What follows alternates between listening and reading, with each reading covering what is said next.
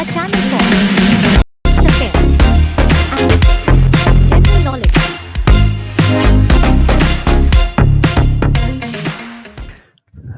എല്ലാവർക്കും നമസ്കാരം. പുതിയൊരു വീഡിയോയിലേക്ക് സ്വാഗതം. A channel for current affairs and general knowledge.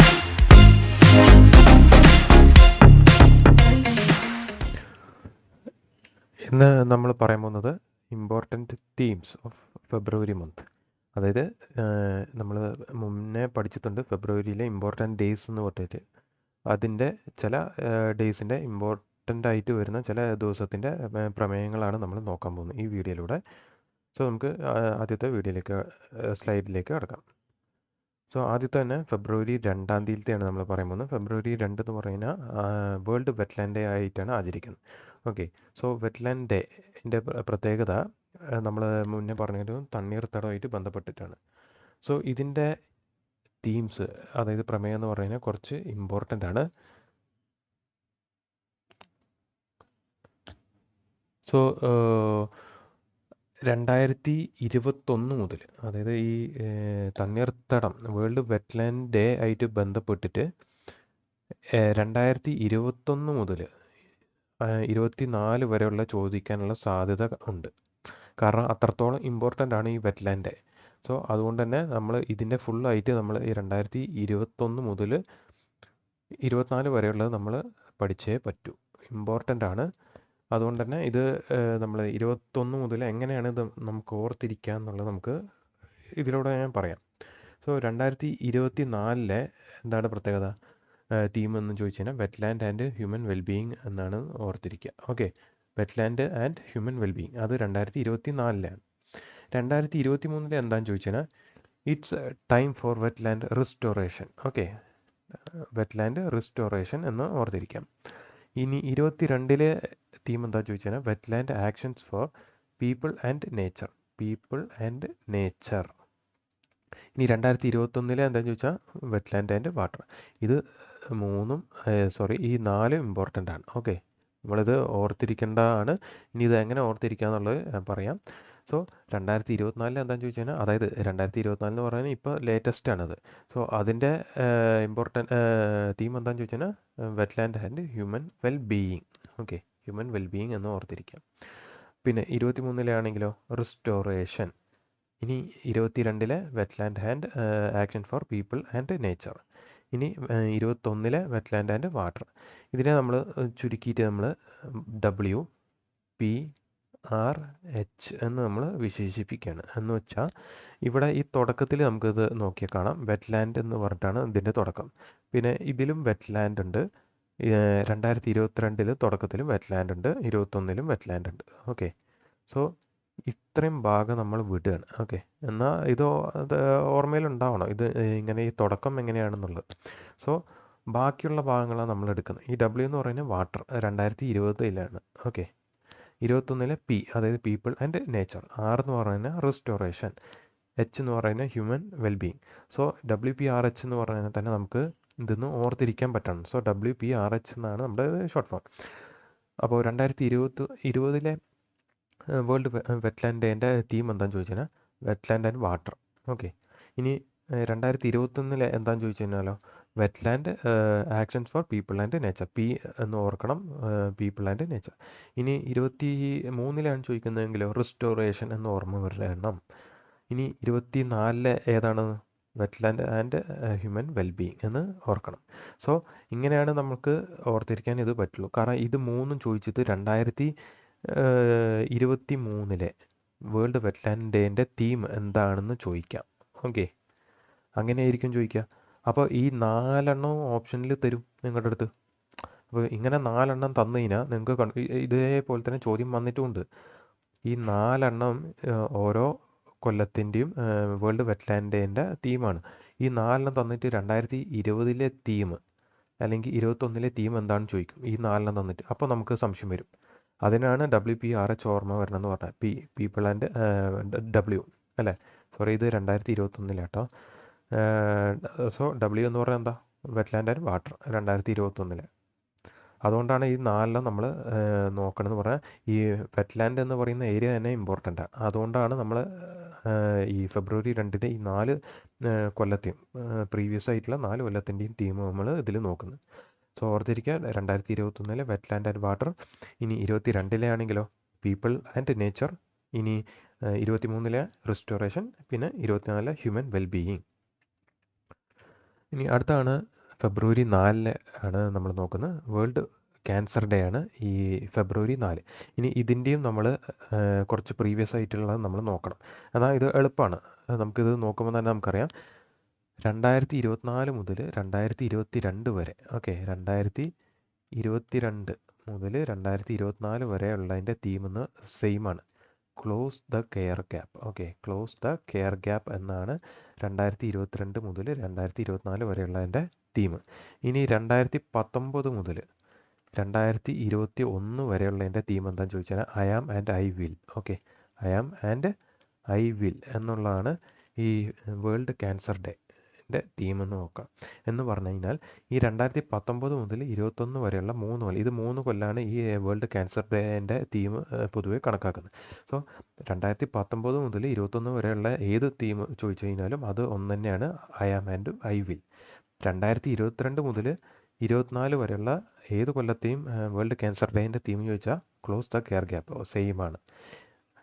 ഇനി 2025 മുതൽ, ഓക്കെ 2025 മുതൽ 2027 വരെയുള്ളതിൻ്റെ തീമും സെയിം ആയിരിക്കും ഉണ്ടാവുള്ളൂ. അങ്ങനെയാണ് ഇതിൻ്റെ പോക്ക്. അതായത് ഓരോ 3 കൊല്ലം സെയിം തീം തന്നെയാണ് പോകുന്നത് അച്ചീവ് ചെയ്യാൻ വേണ്ടിയിട്ട്. അതോ 2025 ഇനി അടുത്ത കൊല്ലമാകുമ്പോൾ വരും. അങ്ങനെ വരുമ്പോൾ 2025, 26, 27 ഈ 3 കൊല്ലത്തിൻ്റെ തീമും സെയിം ആയിരിക്കും. അപ്പോൾ ഓർത്തിരിക്കുക, ഫെബ്രുവരി 4 വേൾഡ് ക്യാൻസർ ഡേ ആണ്. അതിൻ്റെ 2019, 20, 21 തീം എന്താണെന്ന് ചോദിച്ചു കഴിഞ്ഞാൽ I am and I will. ഇനി 22, 23, 24, അതായത് 2022, 23, 24 തീം എന്താണെന്ന് ചോദിച്ചാൽ ക്ലോസ് ദ കെയർ ഗ്യാപ്പ് എന്ന് ഓർത്തിരിക്കുക. അതുകൊണ്ടാണ് ഇത് പറഞ്ഞത്. ചിലതിൻ്റെ മാത്രം നമ്മൾ ഇമ്പോർട്ടൻ്റ് ആയിട്ട് 3-4 കൊല്ലത്തെ നമ്മൾ നോക്കുന്നുണ്ട്. സോ ആദ്യം നമ്മൾ പറഞ്ഞു വേൾഡ് വെറ്റ്ലാൻഡ് ഡേ ഇമ്പോർട്ടൻ്റ് ആണ്, അതുപോലെ തന്നെ വേൾഡ് ക്യാൻസർ ഡേ ഇമ്പോർട്ടൻ്റ് ആണ്. ഇനി അടുത്താണ് ഫെബ്രുവരി 6 international day of zero tolerance. ഇത് വേറെ കൂടുതൽ നോക്കണ്ട, ഇതിൻ്റെ തീം എന്താണെന്ന് നോക്കുക. ഹെർ വോയിസ് ഹെർ ഫ്യൂച്ചർ, ഇത്ര മാത്രമേ ഉള്ളൂ. Her voice her future. അടുത്താണ് ഫെബ്രുവരി 6, അത് സേഫർ ഇൻ്റർനെറ്റ് ഡേ ആണ്. ഇതിൻ്റെ തീം എന്താണെന്ന് ചോദിച്ചാൽ inspiring change. Okay, inspiring change, making A difference, managing influence and navigating the change. Okay, inspiring the change, making the difference, managing the influence and navigating the change എന്ന് ഓർത്തിരിക്കുക. Inspiring the change, അതുപോലെ തന്നെ making the difference, പിന്നെ managing the influence, പിന്നെ navigating the change, IMMN എന്ന് ഓർത്തിരിക്കുക. അടുത്താണ് world pulses day. Important ആണ്, very important. World pulses day എന്നാന്ന് ചോദിച്ചു കഴിഞ്ഞാൽ ഫെബ്രുവരി 10. ഇനി ഇതിൻ്റെ തീമോ nourishing soil and people. Okay, nourishing soil and people എന്നുള്ളതാണ് ഈ വേൾഡ് പൾസസ് ഡേൻ്റെ തീം. നോറിഷിംഗ് സോയിൽ ആൻഡ് പീപ്പിൾ, അതെങ്ങനെ ആയിക്കോട്ടെ, നോറിഷിംഗ് സോയിൽ ആൻഡ് പീപ്പിൾ എന്നുള്ളതാണ് വേൾഡ് പൾസസ് ഡേൻ്റെ തീം. ഇനി ഇൻ്റർനാഷണൽ പൾസസ് ഇയർ എന്നാന്ന് ചോദിച്ചു കഴിഞ്ഞാലോ 2016. ഈ ഇൻ്റർനാഷണൽ പൾസസ് ഇയർ ആയിട്ട് ആചരിക്കുന്നത് നമുക്കറിയാം, ഇൻ്റർനാഷണൽ ഇയർ ഓഫ് മില്ലറ്റ്സ് ആചരിക്കുന്ന 2023. ഇങ്ങനെ ഓരോ കൊല്ലത്തിനും ഓരോ തീം UN കണക്കാക്കുന്നു. അതായത് ഓരോ കൊല്ലത്തിന് പ്രാധാന്യം കൊടുക്കുന്നു. അങ്ങനെ 2023 ആണ് ഇൻ്റർനാഷണൽ ഇയർ ഓഫ് മില്ലറ്റ്സ്. അതേപോലെ തന്നെയാണ് ഇൻ്റർനാഷണൽ പൾസസ് ഇയർ എന്നാണെന്ന് ചോദിച്ചു കഴിഞ്ഞാൽ 2016 ഇമ്പോർട്ടൻ്റ് ആണ്. ഇങ്ങനെ ഓരോ കൊല്ലത്തിനും ചില പ്രാധാന്യം കൊടുത്തിട്ട് UN ആചരിക്കുന്നുണ്ട് ഈ ഇതിനെ പ്രോത്സാഹനം പ്രൊമോട്ട് ചെയ്യാനും ഇതിനൊക്കെ വേണ്ടിയിട്ട്. സോ ഇതുമായിട്ട് ബന്ധപ്പെട്ടുള്ള എന്ന് വെച്ചാൽ ഓരോ കൊല്ലത്തിനും ഇതേപോലെ തന്നെ വേറെയും കൊല്ലത്തിൽ ഇതിന് പ്രാധാന്യം കൊടുത്തിട്ട് UN കണക്കാക്കുന്നുണ്ട്. അങ്ങനെ ഇതുമായിട്ട് ബന്ധപ്പെട്ടുള്ള സെപ്പറേറ്റ് വീഡിയോ നമ്മൾ ചെയ്യുന്നതായിരിക്കും. സോ വേൾഡ് പൾസസ് ഡേ എന്താണെന്ന് ചോദിച്ചാൽ ഫെബ്രുവരി 10. തീം എന്താണെന്ന് ചോദിച്ചാൽ നോറിഷിംഗ് സോയിൽ ആൻഡ് പീപ്പിൾ. ഇനി ഇൻ്റർനാഷണൽ പൾസസ് എന്ന് ചോദിച്ചാൽ 2016. അടുത്തതാണ് February 11 international day of woman and child in science. സയൻസിലുള്ള വുമൺ ആൻഡ് ചൈൽഡിൻ്റെ പങ്കാളിത്തം. So international day of woman and child in science. ഇനി ഇതിൻ്റെ നമുക്കൊന്ന് നോക്കണം. 2023 അതുപോലെ തന്നെ 2024 നമ്മൾ നോക്കട്ടെ. 2023 എന്താണെന്ന് ചോദിച്ചാൽ ഐഡിയ എന്നാണ് നമ്മൾ പറയുന്നത്. ഐഡിയ, ഓക്കെ, എന്ന് പറഞ്ഞാൽ ഇന്നോവേറ്റ് ചെയ്യുക, അതുപോലെ തന്നെ ഡെമോൺസ്ട്രേറ്റ് ചെയ്യുക, പിന്നെ എലിവേറ്റ് ചെയ്യുക, പിന്നെ അഡ്വാൻസ് ചെയ്യുക.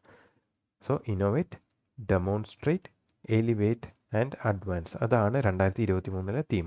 ഇനി 2024 തീം എന്താ ചോദിച്ചാൽ woman and girl in science leadership. Okay, woman and girls in science leadership and a new era for sustainability എന്നുള്ളതാണ്.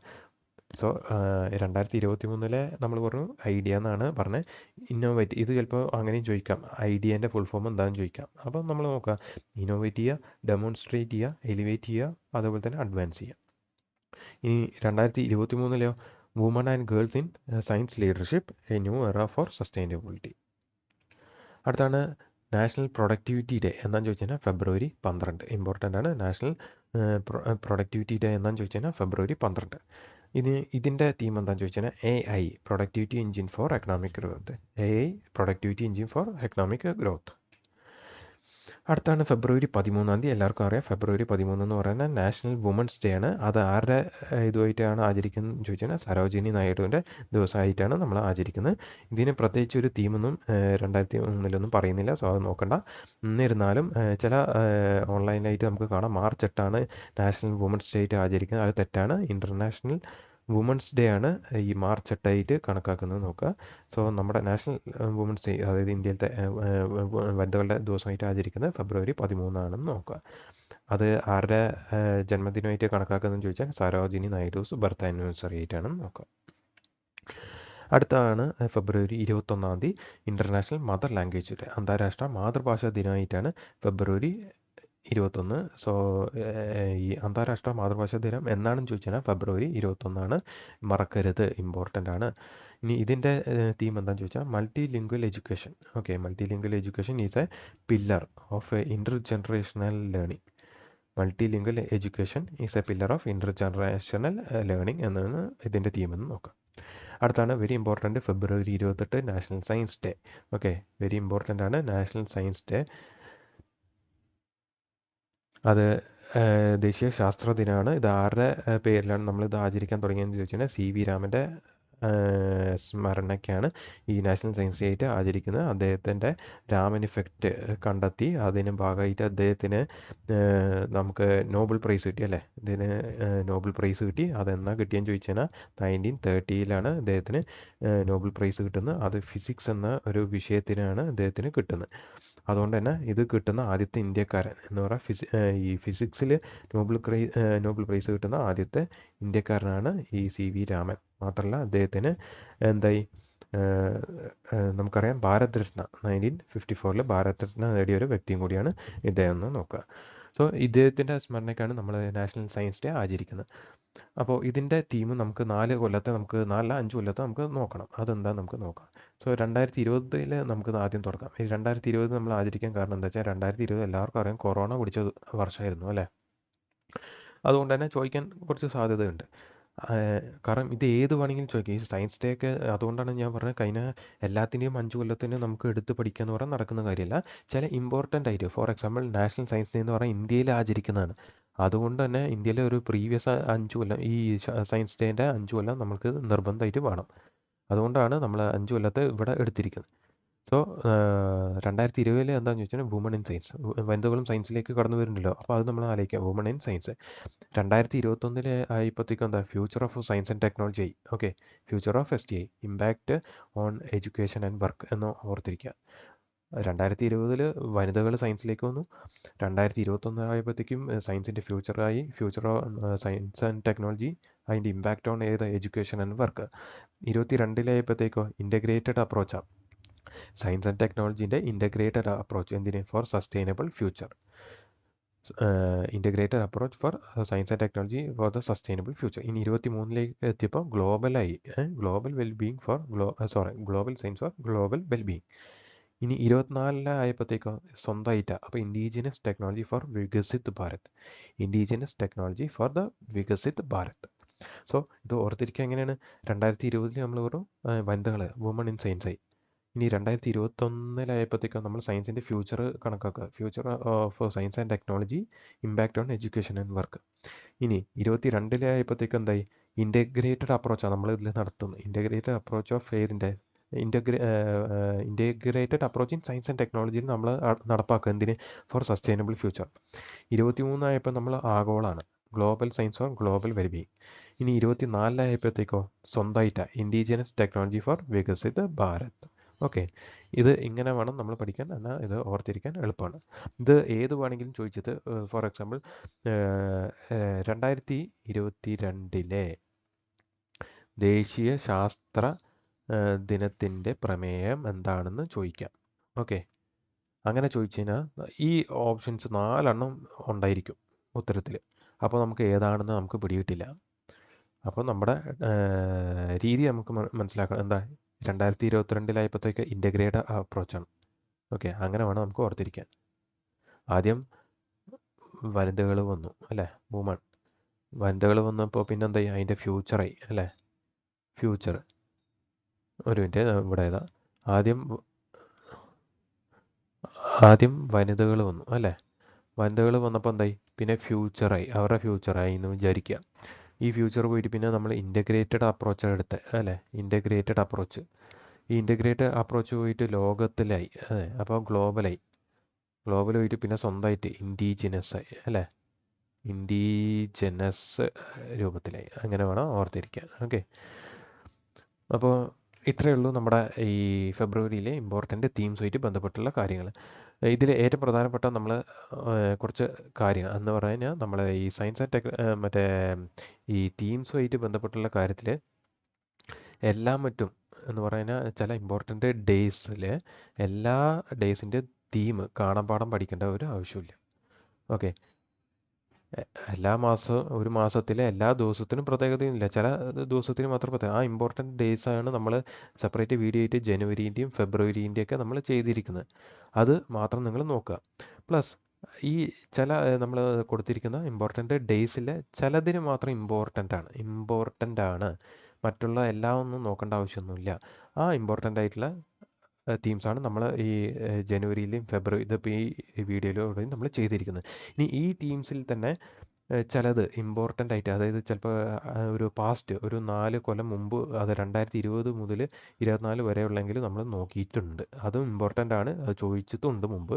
അതുകൊണ്ടാണ് അത് നമ്മൾ ഈ വീഡിയോയിൽ ഉൾപ്പെടുത്തിയത്.